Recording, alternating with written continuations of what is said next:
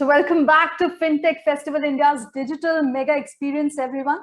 More and more non-bank companies are offering financial services such as bank accounts or wallets, payments, and lending. The company's embrace of embedded finance, banking-like services offered by non-banks aims to retain customers and increase their so-called lifetime value. Today, businesses of all size and maturity levels, including retailers, telecoms, huge tech, and software companies, vehicle manufacturers, insurance providers, and logistics organizations are exploring and planning to offer embedded financial services to serve businesses and consumer groups. So customers like the convenience of use. A small business can establish a bank account through its accounting software, and a consumer can pay through the merchant within minutes. So this session will discuss the present and future of embedded ecosystem in FinTech and its impact on the economy as well as businesses. So moderating this panel today is Vaibhav Joshi, Chief Digital Officer, Equitas, a small finance bank, who is joined by Anubrata, Biswas, CEO, Airtel Payments Bank, Neal, co-founder and chairman, PictureWealth, and Upasana, Taku, co-founder, Mobikwik. So with this, welcome to FinTech Festival India, everyone. And the panel is all yours, Vaibhav. Thank you so much, Gitanjali. Welcome, everyone. A very good afternoon to all of you. I'm here to moderate a panel on structuring an embedded ecosystem, transacting at the speed of technology. And, welcome, Neal, welcome, Anubrata, welcome, Upasana on this panel. Embedded finance, friends, is a very, very interesting topic. This whole thing is a very interesting discussion, because if you have a look, the way banking BFSI has shaped in the past 10 years, digital came to the forefront a decade back, and close to 5-6 years back, FinTech space started getting hot, and there have been so many things happening in the FinTech space that today it seems that banks are taking a step back, and FinTechs are the ones who are actually coming to the forefront. And that is where it gets interesting, because we heard of open banking, we heard of banking as a system, banking as a service bus, and now we are hearing about embedded finance and embedded financial ecosystems. In fact, I'm surprised when the host, Gitanjali, she went on to talk about so many things, and I'm like, oh my God, she has actually spelled out what all we need to talk in this entire panel, right from MSMEs to consumers to payments to banking accounts to lending and so on. And it's a fact, friends. What has happened is we have seen the advent of payments when wallet ecosystem came in, digital wallets came in, and we have Upasana to talk on a journey how it all started, and from there on to becoming an entire financial service provider. And then that's on the digital side, and we have seen on the physical and the digital side the way the erstwhile banking correspondents and today's payment banks, the way they have gone ahead and captured the entire length and breadth of the country, and then created this network of digital outlets and a mobile app with which a user can actually just at the click of a button or walk into an outlet and carry out a transaction. And then now we are seeing the culture of this neobanks and fintechs coming in, who are actually bringing in so many banking services in a banking plus kind of a model, where the front end offering is not banking. The front end offering can be like Gitanjali mentioned, it can be an invoicing application, it can be an investment platform, it can be a wealth platform, it can be something else, tomorrow can be a gaming platform, and then there will be a banking or a financial BFSI application at the back end which actually connects to that. And invariably the consumer is so much used to transacting on that platform or transacting through that medium or that app that the consumer may not want to go back to the traditional banking methods. And that is why we are here to discuss embedded finance. Okay, a platform, a method, a system, a way of banking or a way of transacting of the future, where I feel that it would be the consumer's convenience-based interface that will take over, and banking will take a backseat. So from there, a quick introduction on this topic and the panel, and I think let's start with the panel. So Neal, let me start with you, and quickly, Neal, Embedded finance as an opportunity is taking shape in a big way. What is your take on this, Neal? Well, it's one of the big trends that are kind of centered around customer centricity. And so when we say embedded finance, it's one of the three kind of new kind of distribution pillars that we're seeing as part of the kind of overall, customer centricity, this new wave in financial services. So embedded finance is essentially, it's the same as banking as a service. So what a financial institution is doing, it's not only distributing its product, but it's also looking after the compliance, the risk, and the back-end technology. So you can liken it to white labeling. So it's placing a product in a new distribution channel. That could be a tech company, a telco, a retailer, and or a startup or a fintech, if you will. And historically, you can liken this to credit cards. Retailers, had credit cards. It was from a bank, white label from a bank, and it was from Visa or MasterCard, let's say. So that's one pillar. The next pillar is something called open banking or APIs. And that's where the bank opens up parts of its technology platform for others to integrate. So they may not be supplying the license, they may not be supplying the core systems, they may not be supplying the risk or compliance or the operations. And these are generally used by, a lot of the time, by third parties, essentially going in and extracting customer data. So that could be for personal financial management tools, or that could be for credit scoring. In some more advanced APIs and open banking, they may initiate payments or other products initiations and management through that. The third stream is called platform banking, also sometimes called ecosystem banking. And this is actually the reverse of embedded finance. This is where actually banks sell non-banking products. They might be selling houses, they might be selling cars on the bank website. Ultimately they're trying, they hope to sell a car, so they get the car insurance and car lending.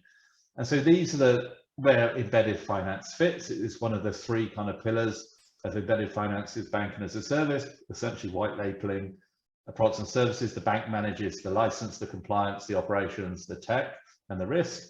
Secondly is open banking stroke APIs, more of a technology play. And third, platform banking or ecosystem banking, where bank is selling non-banking products and services.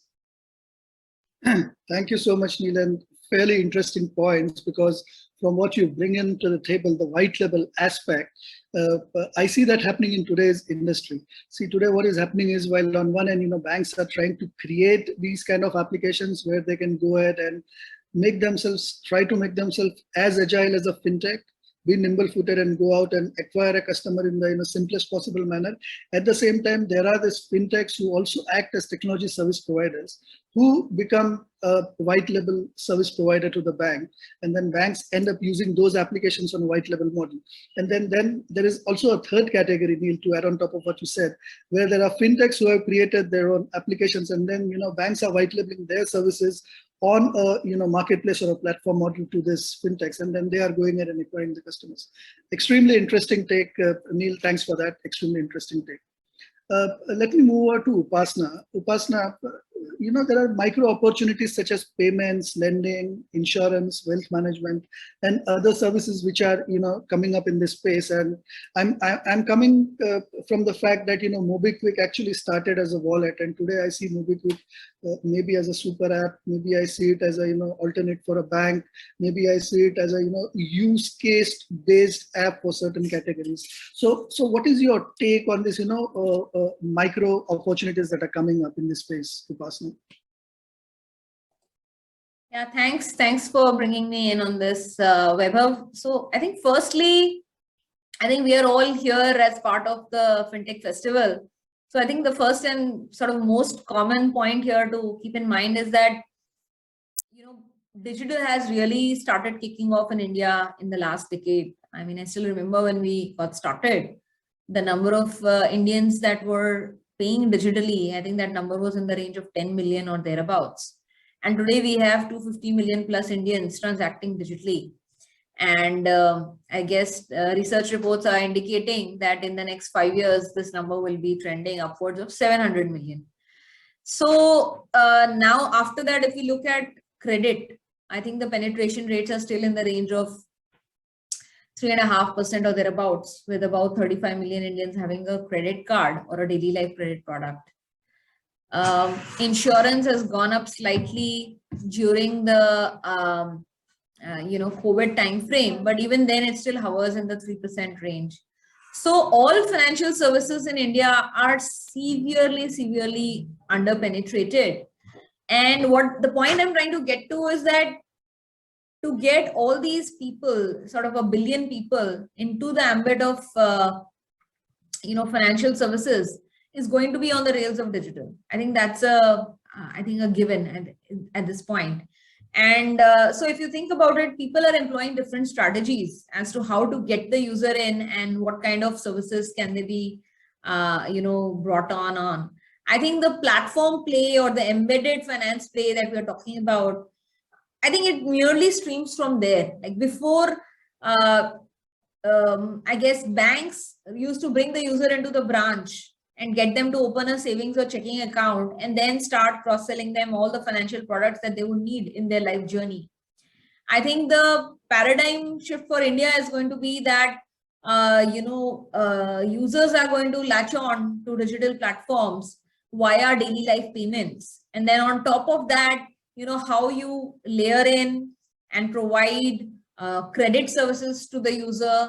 I think right now, buy now, pay later products are becoming quite popular because they are very easily combining the convenience of daily life payment aided with the benefit of a little bit of pay later in the form of credit. And then from there, other credit products. And then if you think about, insurance products, and then also why not, investments in mutual funds and other asset classes. So the way I think about it is that India has this huge macro trends, which are completely in the favor of digital India, what with, smartphone prices, data prices all going down considerably. And therefore the embedded finance play that you're talking about is sort of all baked in there. Like, some people will bring in the user via one financial product and then embed and layer in all the others. And, players like Mobikwik, we have of course used the convenience of everyday payments as our top of the funnel to bring in upwards of 120 million users on our platform. And then, we are taking slivers or layers of users and either cross-selling them credit products or insurance products or wealth products. I see several other players, including, some of the August company that we have here today on the panel, trying to achieve the same thing, in different manners, employing different strategies. But I think that is the right play, for India, because such an underpenetrated market. So I think these are going to be the ways by which, there are means by which you attract the user, there are means by which you understand the user, and then there are use cases by which, you engage deeply with the user and also start, building in some margins. Fantastic. Thanks for that, Upasana. And you made reference to the size of the opportunity and the touch points and stuff. So let me quickly jump over to Anubrata and ask the same question to him, because he has been in the business of extending the banking network to the length and breadth of the country through BC agent networks and CSP points and so on. So what is your take on this micro opportunities, Anubrata?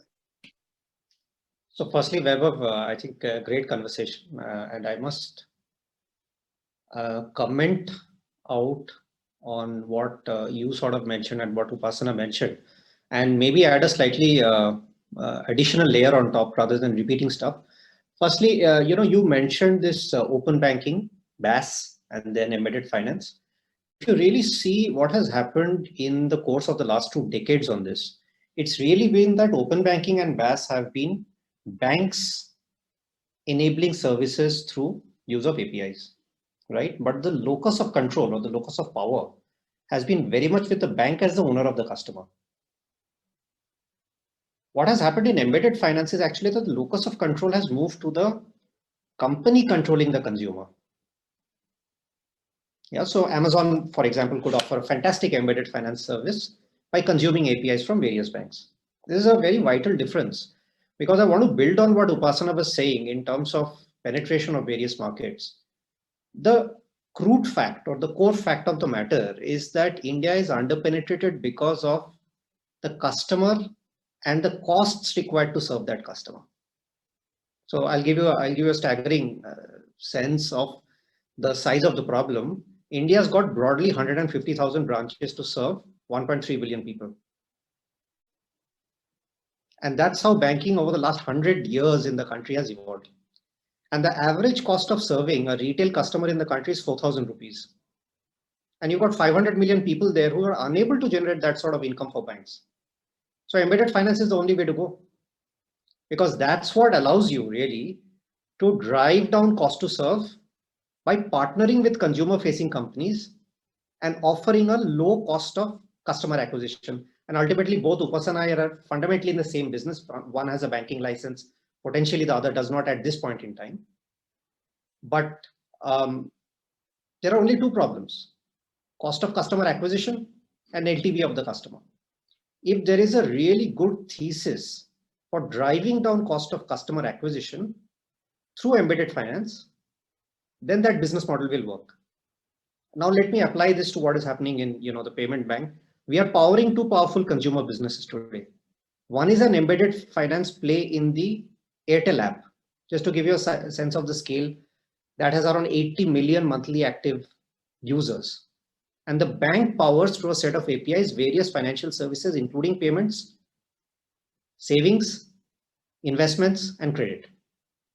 In fact, savings and investment, we've just gone live, but we are the fastest growing digital bank in the country because we upgrade maximum number of users from a telecom app onto bank accounts with balances, and therefore our customer deposits have also been growing broadly at roughly 100% YOY. Equally on the offline space, and we serve today 1 in 6 villages in the country through around 315,000 banking points, monthly active, which is the world's largest banking network physically. That also is embedded finance because we actually power an app on the retailer's phone, which allows him to serve various sliver products, as Upasana mentioned. And I'll give one example. We are actually the largest offline distributor of micro insurance policies in the country today. We sell a 99 rupee mosquito disease insurance product, which, by the way, we sell in millions. So these are just two examples of how actually, if you look at the narrow business prism, one can easily understand how the ecosystem is evolving, where banks are okay sharing part of the consumer power with consumer facing companies, because that opens banks to the next 500 million opportunity in India. That's what I would have to say. So Anubrata, thanks for that take and some really interesting points you made over there with the sachet insurance of 99 rupees. So it leads me to and an active agent network of 315,000 on a month. That's amazing. So that leads me to another question, and I want to stick with you for a while for this question. So how do you see the phygital adoption of opportunities in the market, especially around the underbanked population? Because you made a point that a lot of this, you are the fastest growing digital bank by the way of conversion from a telco to a banking. So on the phygital aspect of things, a lot of the Bharat part of India is digital. They use WhatsApp, but there is an element of trust through which they go and they want to carry out a transaction at their neighborhood kirana or mom and pop shop. So how do you see that aspect in terms of adoption of opportunities? Yeah, I'll answer this question a bit shortly. Firstly, I agree with the word phygital, but I must put on the table that this consumer base, rural India, is our biggest consumer base. So we have a deep set of insights around this. I'd like to share one insight which has been staggering even to us as we have evolved over the years. Roughly 2.5 years back, in our account base in a village, we would see that 15% of our acquired accounts in one particular village, and I'm really mentioning like a tier 6 village, would be using UPI. 15. Today that number stands at 45%. same consumer set, same geographical location, but it's tripled in 2 years. So really the consumer is changing extremely rapidly. And obviously, we are reaping the benefits of this as Upasana again mentioned that, we are sitting on the back or on the back of a severe or strong set of macroeconomic trends, which India is going through. I would say change is faster than expected, certainly for the past, and change will be faster than expected, certainly for the future. And I think we have a clear business case where as 5G comes up, you will see increasingly sharp adoption in rural. Absolutely, absolutely. I have to agree with you over there because the adoption of digital has been extremely, and I think majority of the India today owns and uses a smartphone, and everyone uses a WhatsApp. So definitely agree with you over there. Upasana, let me come to you now, and you have been servicing on the tech-savvy consumer space. So how do you see the tech-savvy consumers' engagement to a non-bank as compared to a bank? See, I think that in the last few years, what I have figured out from the Indian consumer, and I'll give you a simple analogy. If I am a consumer and I want to pay for something, it really doesn't matter to me whether the underlying instrument is a prepaid card or a wallet or a bank account or UPI based. What the user wants is, I want an app that will make my life simple. They don't care about which license it has. Although I know that the traditional thought process is that more trust from a banking license. I do appreciate that. So I think that users' mindsets have sort of changed rapidly, and we have to appreciate that most of India is young India. And first we used to have scheduled commercial banks, then we had cooperative banks, and then in the last few years we've had the payment and small finance banks.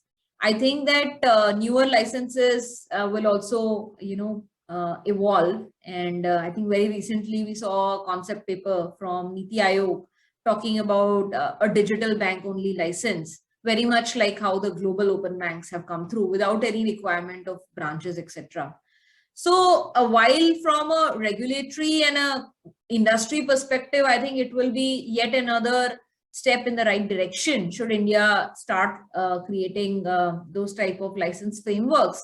But I think from the consumer perspective, it really doesn't matter whether it is a banking app or whether it is a third-party payments player, and like I mentioned, whether it is a wallet app or a UPI app. For them, for a first-time user, they are going to download a payments app, and for a particular use case, let's say as simple as recharging their phone or the internet for their house or the electricity for their house, and whatever app they download, regardless of its licensing framework, if it delivers a good experience, then the user is bound to stick around and figure out what else can I do here? What else can I do with this platform that makes my life easy? If it does not deliver a good experience, then they're going to search for the next app that can serve them. So I think consumer mindset is less linked to the underlying technical or license framework, and it is more about the user experience, the product, and the trust that the digital product itself is able to deliver to them. Thanks, Upasana. I tend to agree with you over there. Personally, I've been using a TPP UPI app without naming the brand for last 5-6 years, and majority of my banking actually still gets carried out through that app even today. Though being a banker, I tend to juggle between a lot of these mobile banking apps to look at the UI, UX experiences and so on. But at the end of the day, my payments, my standing instructions, all those things, my bill payments, etc., everything happens to my TPP app. And I kind of resonate with you over there. Yes. Neal, coming to you, a very short, crisp question. Is embedded finance good or bad for banks? Okay, if it's a short question, maybe a short answer, yes. It's both good and bad for banks. And so, you know, the opportunity in 2020, embedded finance generated roughly $22.5 billion of revenue as judged by Forbes. By 2025, they said it's going to be 230 billion. You know, obviously someone at Forbes said, hey, what's it going to be in 5 years? Someone said, hey, why don't you 10x it? And they said, well, people are going to realize we just 10x the number from 22.5 billion to 222.5 billion. Okay, make it 230 billion.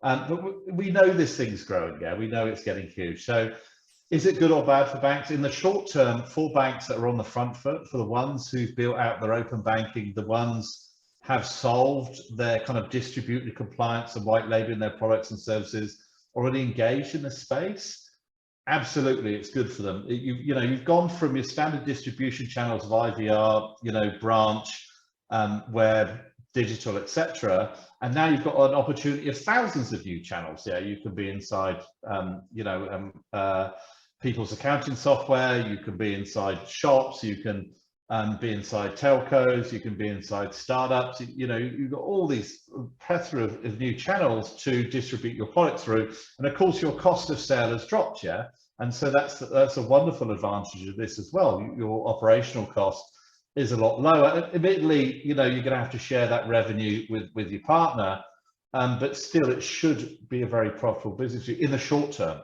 Now, in the longer term, what we're starting to see already is, as Anubrata said, and you may not be owning the customer in the future, and so you've got a bank on this end, and you know, it's like we saw in telcos, the concept of dumb pipes. A lot of telcos, the people who are really making the money on telco aren't really telcos. They're the WhatsApp, they're the Facebook. It's these companies that are using the telco rails and owning the end client, if you will. And so there is certainly a possibility, and I think a reality in the future, that because the embedded finance partner owns the client, they can over time either get their own banking license and distribute their own product, or they can find a lower cost kind of fintech or tech company or even another bank. And because you're commodity, yeah, at the end of the day, nobody's going to be, you know, nobody's going to be there, a retailer, and really care who provides the loan for the you know, that new television. They just want the numbers, yeah, they just want the lowest interest rate and the best terms. And so it could end up as really a price play and maybe a bit of a feature play, and the bank could be swapped out. And then moving even more forward, that's just on the consumer side. I'm working actually with a lot of corporates, especially conglomerates, who want to solve their own banking needs. So if you're a large conglomerate, you've got loads of banking needs you want across different geographies, and it's very hard to get that institutional service from a bank. And so I see a lot of these now thinking of even getting their own banking licenses, or certainly partner with FinTech to essentially become a bank themselves and solve their own banking problems. I think short term, if you're on the front foot, absolutely there's money to be made in this thing. Long term, you've really got to think about what your competitive advantage is going to be, and to make sure that you still keep your brand front and center, and not just be a commodity kind of price-based product. And then even the longer future, decentralized finance is coming, yeah, and that will disrupt banking plus fintech plus tech companies. So we'll see where that plays. Actually, that lending product might not be coming from a fintech or a bank at all. It might be coming from a peer, it might be coming off a blockchain, might be coming off, you know, some crypto coins that are being farmed. And so it's certainly going to be an interesting space. Thanks, Neal. Thanks, Neal. To add on top of that, Neal, what also happens is in a country like India, where we have a very strong banking regulator, you know, there when something like DeFi comes into the future, I personally feel that, you know, there will be a very channelized and a structured method, the way, you know, we got for the A aggregator stuff and so on. And here I would like to add, a couple of points to what you said. Picking up a line from what Anubrata said, that who owns the customer, okay, and then picking up, a line from what Upasana said in terms of, the agility of a non-bank to go ahead and acquire customers, and the ability of providing a whole host of services. So I think banks today need to also look at the fintech mindset, and not just partnering with fintechs, not just bringing in platforms and technology that fintechs are using today, or shortening their digital journeys and digital processes. Banks have to somewhere think from a nimble-footedness perspective the way a fintech thinks, and try to become a fintech on its own. Because in a country as where our regulator is so strong as India, what eventually happens is there will be these fintechs will some point in time, these non-banks at some point in time will aspire or will want to get into the banking foray as well. Okay, and that is where the regulator, with the way of an innovation hub or with the way of other programs, the sandbox and stuff that they're doing, they're actually extending that part to the non-banks as well, where, hey, come on, experiment with us. Let's work on new products together. Let's create more agile products. So, a question to all three of you, and I'll go one by one, starting with Anubrata, then Upasana and Neal Cross. So what do you see as the future of embedded finance? Anubrata, first. Great. I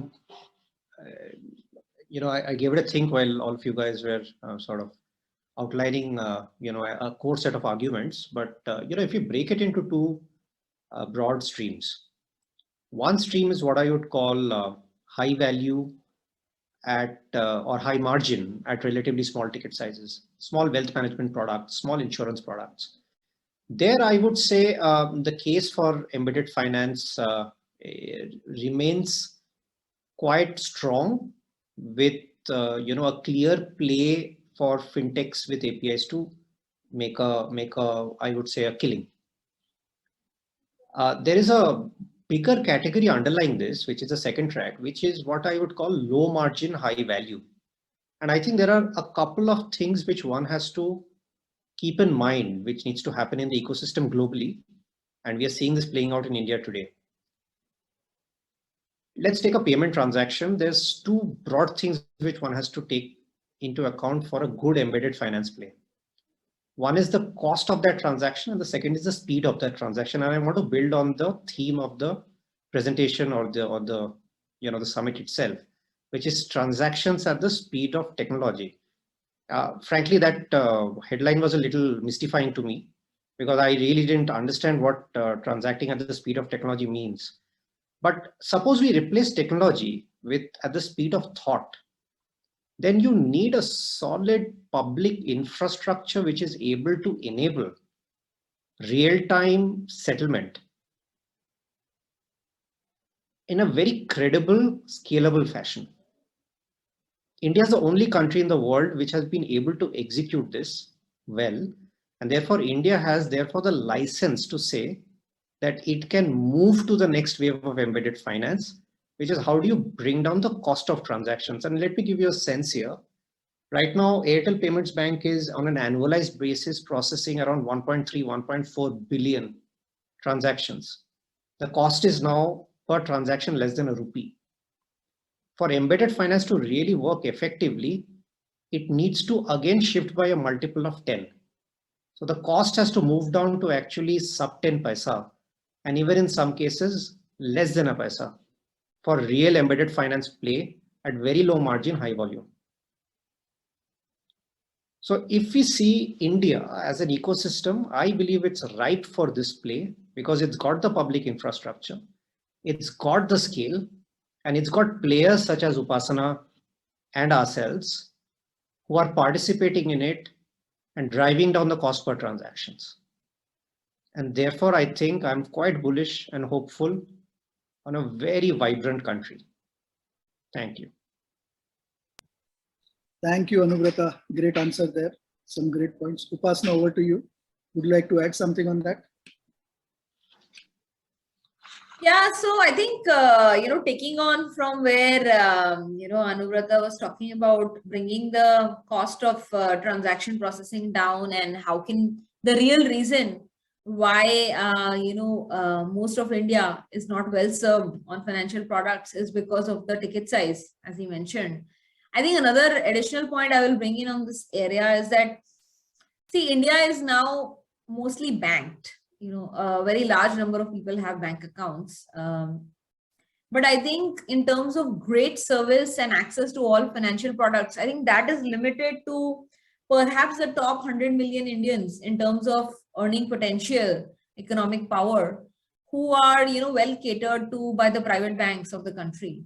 Everyone below that, which is like a billion people, or maybe about 700-800 million people who have bank accounts, are really not in the ambit of financial products, only because, like Anubrata was talking about, the cost of processing, a product, whether it is an investment product or a credit product, is very high, and the cost of user acquisition is also very high using traditional distribution means.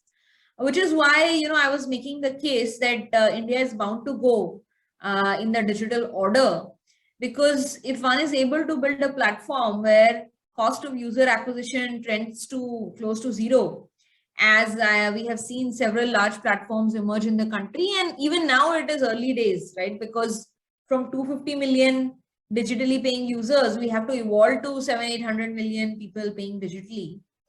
But it is possible. Like I have seen in my own journey with Mobikwik, that we have been able to acquire a good 20 million users last year. In this year, we'll acquire about 30 million new users on the platform. And in the last 4 years, our organic, which is free user acquisition, has trended in the 75 to 80% range, which means that we only pay very little to acquire the balanced number of new users, and the CAC therefore for a player like us tends to be in the range of 10 to 13 rupees for a new user to be acquired. Similarly, once that user is acquired via payments, and it doesn't matter whether the user is making a 1,000 rupee payment or a 200 rupee payment or a 100 rupee payment, because we would typically make 1.5 to 2% in terms of merchant MDR from that transaction. Of course, it's being a wallet transaction and not a UPI transaction. But if I think about products which are sachet size, whether it is credit in the form of buy now pay later, where we start as low as 500 rupees, and most of our users are in the 500 to 3,000 rupee ticket size. Similarly, in insurance, like Anubrata talked about, selling insurance where the premiums are in the range of 50 rupees, 99 rupees, etc. I think those are the ticket sizes where a very large number of people can actually start, getting attracted to these products and services and can also afford them. Somebody who makes 20,000 rupees can also afford buying, a 1 lakh or a 2 lakh insurance cover by spending 100 rupees. Similarly, somebody who is earning 35,000 rupees every month is able to spend and is possibly paying their bills and spending anywhere from 1,000 to 3,000 rupees digitally every month. And those are sort of the services where platforms like ours are able to attract that user, understand the user, and then cater all financial products at those ticket sizes to them. So yeah, I think the more we see traditional financial institutions adopt digital, and also new fintechs coming in and partnering with them, collaborating with them, we definitely expect that it will be possible to make money at lower ticket size products, and therefore be able to serve the next 500 million Indians. At least that's sort of the vision or the mission that drives us. Fantastic. Thank you, Upasana. Neal, a quick response to my question again. What do you see as the future of embedded finance? Yes. Oh no, I've done that answer already. I think that we've had two great answers so far. And I like Upasana's around, and really made me think actually that kind of a financial inclusion pace. Embedded finance is solving lots and lots of different problems. Yeah, in more developing more developed markets, it's bringing where people live and where people are playing, where people get educated and their life and bringing finance into that process. Yeah. So rather than then, going to, chat to their friends about where they're going to live, go onto real estate websites, find a house, go around all these properties, and then go over to a bank over here and fill out a mortgage form. The ability to get finance directly from that real estate website means that you're combining people's lives with the money that's required to power that life. And that's a wonderful thing. It only can improve the journey.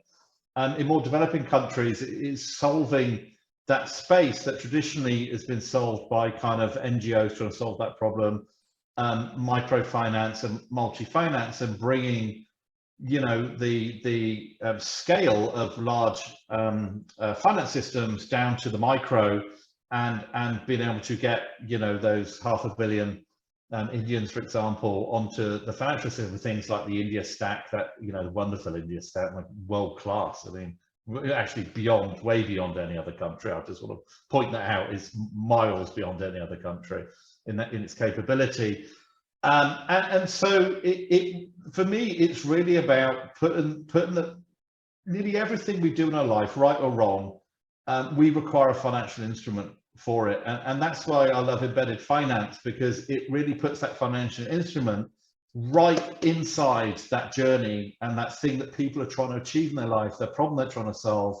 At the same time, it's bringing all these people who historically been excluded from finance due to various different reasons, one technology, one regulation, one cost of service, etc. And for me, that is the future. I think it is the future. I think in the future, we won't be talking about going to a bank, unless we're talking about it, high-end corporate or private banking. We won't even think about a concept of a bank. It will just be there at the speed of tech, and as Anubrata said, the speed of thought. So Neal, I think that stage has already come today in India, and we see that, I don't remember the last time I went to a bank to carry out, a banking transaction that I wanted to do. And I am a banker. I visit bank branches for work, for my bread and butter, for, understanding how they work and stuff. That's a different thing. But to carry out a banking transaction, I don't remember when was the last time. Probably the last time I went to a bank branch was 15 years, 16 years back when I was in Australia, Sydney. Since then, maybe in the future, you may not go to a banking app. I think that's the big change. Which has also started happening, because past 5-6 years, right, majority of my transactions I'm carrying out on an app, which is a non-banking app, but it provides banking services. So I have, a couple of questions from the audience, and I'm going to, quickly throw those questions. So there is one from Sudhindra VR. In Indian perspective, initially people use the app which gives cashback and offers. Later, they switch to other apps who are going to give better cashbacks and offers. So I'm just throwing this question to the panel if anyone wants to pick it up. Slightly unclear as to whether that was a question or a comment. Yeah, it came as a question. So yeah, it looks like a comment, but it came as a question. If you want to just say something on that. So probably what I understand is he's trying to make a point that, in our country, most of us are running after cashbacks and offers. So whoever is the app that is providing cashbacks and offers, they will download that app. So how can you probably ensure stickiness to your app, or something like that? No, I mean, look, one must sort of go back to the Lehman crisis and Citibank, right? And what Chuck Prince said, that as long as the elephants are dancing, you've got to keep on dancing in the room. But the fact of the matter is that in the digital payment space in India, the fintech sector has broadly this year, or let me project for next year, broadly a losses of around $1 billion. Yeah, that's simply not sustainable. And therefore, there will be a natural moderation of what I would call movement towards organic value as opposed to monetary value. This is in fact a trend which is already happening. If you really deeply analyze the P&Ls of most of the large payment companies, cashbacks as a proportion of total volume has been reducing very significantly over the last 2-3 years.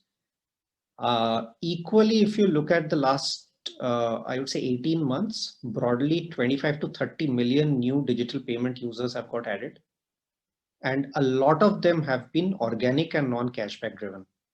So those would just be my overall commentary. And in fact, one of the things which we have observed in our bank is that the biggest selling product we have today is a product called Rewards 123, which offers this proposition of safety, very unique third layer authentication service using a SIM, which is the driving force, but offers consistency as opposed to the highest amount of cashback for each transaction. It's a very simple construct: 1% cashback for loading money, 2% cashback for doing any online shopping, and 3% cashback on your telecom bills every month.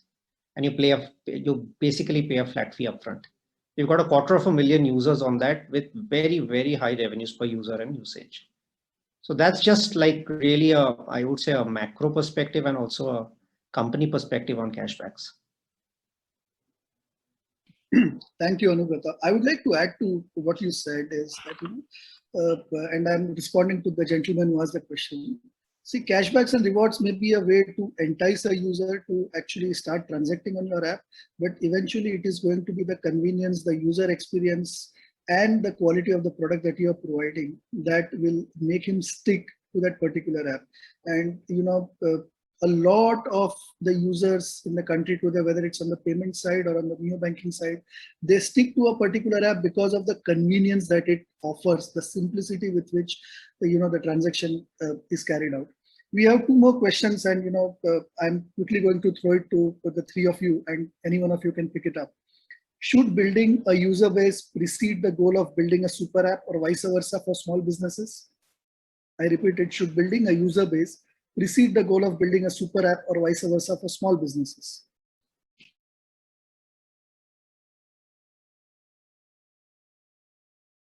Okay, so let me take that question, and I would answer that question. Yeah, I can. See, from a small, Neal, you want to take it? Yeah, sure. Is it a small business building their own super app for their customers? It depends. If it's small business build their own super app, no, that's a huge dev cost. Not sure what outcome you hope to get with that. Super apps outside of China and in India, haven't been hugely successful or certainly profitable. If it's someone building a super app for small businesses, the thing with super apps, you've got to have a hub. You can't just build all these services and then hope they will come. You look at the big super apps, they're either based around messaging, their hub is messaging, or taxis, or telco, or rewards and coupons, or bill payment. And then they add all these ancillary services around that then then they start to go one by one and turn that into a super app. So my guidance is here: have a core where you have a strong user base, and then build out your kind of satellite business models that then you could cross and upsell your current client base to. Absolutely, Neal, and that is the trend we are seeing over here in India as well. So you see the small businesses, they are all latched onto the larger e-commerce players to sell their products. If you look at from a app perspective, then we have beautiful penetration by the likes of offline QR, or for that matter payment banks from payment acceptance perspective, and then we have the likes of Shop Kiranas of the world who go ahead and aggregate the smaller businesses. We have the likes of Mobikwik of the world who provide, and Razorpay of the world who provide excellent payment receivables and payable services and so on. I have one more question. It comes from Sachin BN. How do you create impact or trust among tier 2, tier 3 cities for the digital adoption? Anubrata, Upasana, Neal, anyone? I'm happy to take up that one. In fact, unless Anubrata you wanted to, it's okay. No, not at all. Go ahead, Upasana. All yours. Thanks. So I was going to say that creating trust and becoming the app of choice for a second tier, third tier city, or for that matter even towns and villages of the country, is no different than what it is for building something for an urban population. I think our learnings have been very simple, which is that the hunger and the need to access good quality products and services, is even higher in the smaller cities and towns of the country. And as more and more of them are latching on to enabling e-commerce, digital usage, etc., all we are doing to attract them is ensuring that our user experiences and the language and tonality in our app is very simple and easy to understand. And of course, I think there is an opportunity for all the platforms to consider very seriously, localizing and using many of the other languages. But so far, for us at Mobikwik, we've been operating only in the English language, but keeping the product very simple, the flows very simple, and the language and tonality very easy to understand is what has worked for us. In fact, a lot of our new user acquisition and growth we are seeing coming from the smaller cities and towns of the country, especially in the last 2-3 years, significantly going up thanks to all the COVID waves. Excellent, excellent. So thank you, Anubrata. Thank you, Upasana. Thank you, Neal. I think this was an excellent panel that we had. And, just quickly some closing remarks. So we have seen embedded finance as a very, very strong method or a product that's been there traditionally, and now it's coming up more strong in a digital manner. And why I say traditionally is because I remember when as a kid, when I used to go to Sales India with my parents to buy some electronic goods at that time, they invariantly had to be this finance guys who were not belonging to Sales India, but who were from some other financial institutions, who would say that, get this on a loan or something like that. Today you walk into any shopping mall, shopping complex, you would find that those same, things in a digitized manner. And embedded finance is the next, thing towards that. So whether you are using a banking app, whether you're using a hyperlocal app, whether you're using a payments bank app, whether you're using a neo-banking or a FinTech app, or whether you're using, any other, whether you are part of any other ecosystem, whether you're a student, you're part of a cashless campus ecosystem, whether you are corporate, you're part of your expense management ecosystem, whether you're a blue-collar worker, you're part of whatever ecosystem that your employers have created for you, or you are just trying to get lending through a platform or something. At the end of the day, embedded finance is here to stay, either directly by the financial institutions or indirectly through non-banking partners.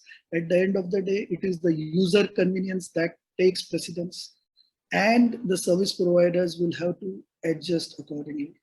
Thank you, friends, for a very, very interesting discussion on embedded finance. Geetanjali, over to you. Yeah, thank you so much, Vaibhav, and thank you, Anubrata, Neal, and Upasana for joining us in this panel today. So with this, it's time to move on to our final session of the day. So don't go anywhere. We'll be right back with you in a moment. Stay tuned. ₹100 में bitcoin trading possible है? Impossible. लगी शर्त और हारा तो